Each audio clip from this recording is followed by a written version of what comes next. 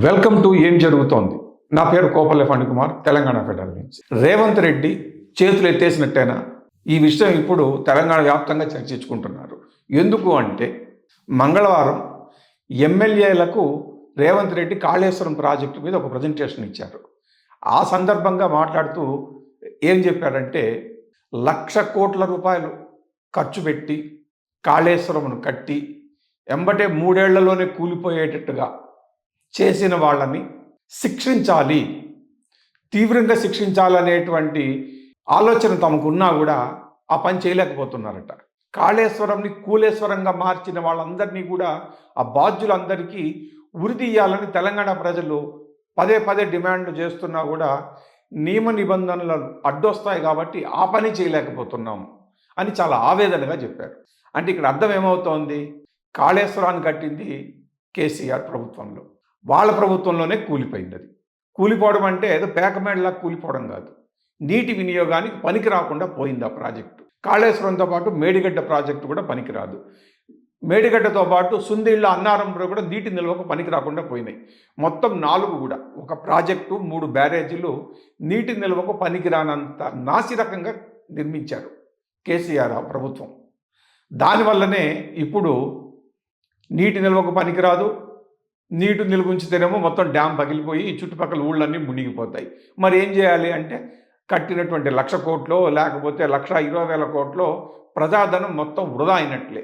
దీని మీదనే గడిచిన 2.5 సంవత్సరాలుగా కాళేశ్వరం కూలేశ్వరం అంటూ పెద్ద ఎత్తున ఆరోపణలు ప్రత్యారోపణలు, వాదనలు ప్రతివాదనలు, విమర్శలు ప్రతి విమర్శలు చెలరేగిపోతున్నాయి.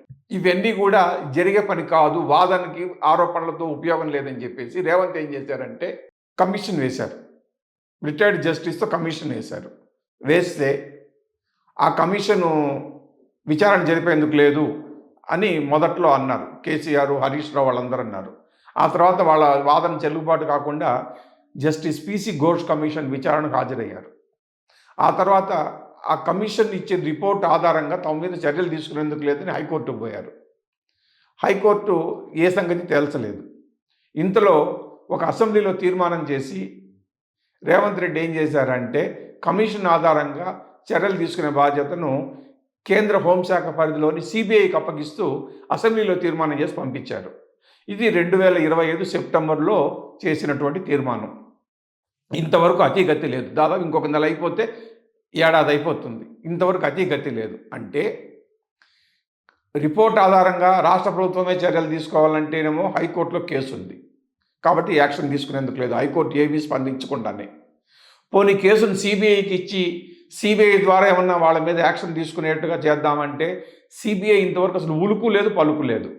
అసలు ఆ కేసును టేకప్ చేస్తామని కానీ చెయ్యమని కానీ కేంద్ర హోంశాఖ ఇంతవరకు చెప్పలేదు. ఎందుకు? కేసీఆర్, కేటీఆర్, హరీష్ రావు మొత్తం బీఆర్ఎస్ అంటేనే బీజేపీ ఒక మండిపోతోంది. ఇదే సమయంలో కాళేశ్వరం అవినీతి కేసును బీజేపీకి అప్పగిస్తే, కేంద్ర ప్రభుత్వానికి అప్పగిస్తే 48 గంటల్లో అందరినీ బొక్కలోకి వేస్తాము అని కేంద్ర హోంశాఖ సహాయ మంత్రి బండి సంజయ్, బొగ్గు గనుల శాఖ మంత్రి కిషన్ రెడ్డి లాంటి వాళ్ళు ఒక ఏడాది కిందట పదే పదే రేవంత్ రెడ్డికి సవాల్ విసిరారు. వాళ్ళు సవాల్ చేశారు కదా అని కేసును సిబిఐకి అప్పగిస్తే ఇంతవరకు ఉలుకోలేదు పలుకులేదు. ఎందుకు? అందుకనే రేవంత్ రెడ్డి ఏం చెప్తున్నాడంటే బీఆర్ఎస్కు బీజేపీకి మధ్య చీకటి ఒప్పందాలు ఉన్నాయి. బీఆర్ఎస్ను కేసీఆర్, కేటీఆర్ వీళ్ళందరినీ కాపాడుతున్నదే బీజేపీ నేతృత్వంలోని కేంద్ర ప్రభుత్వము అని వీళ్ళు ఆరోపిస్తున్నారు. ఇవన్నీ కూడా చూసిన తర్వాత తాజాగా అంటే రేవంత్ రెడ్డి చేసినటువంటి వ్యాఖ్యలు చూస్తే కాళేశ్వరం విచారణ మీద చేతులు ఎత్తేశారు అన్నది స్పష్టంగా అర్థమవుతోంది అందరికీ. లేకపోతే ఆ మాటలు మాట్లాడు రేవంత్ రెడ్డి.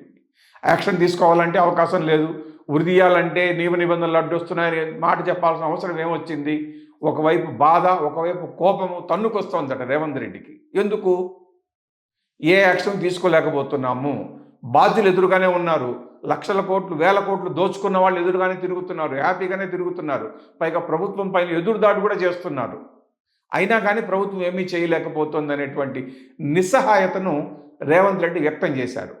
అందుకనే తెలంగాణ వ్యాప్తంగా కాళేశ్వరం విచారణకు సంబంధించి రేవంత్ రెడ్డి ప్రభుత్వం చేతులెత్తేసింది అన్నటువంటి అనుమానాలు పెరిగిపోతున్నాయి. చర్చ కూడా పెరుగుతోంది. మరి దీనికి సంబంధించి భవిష్యత్తులో ఇంకేదన్నా మలుపు తిరుగుతుందా లేదా అనేది వెయిట్ చేసి చూడాలి. Thank you.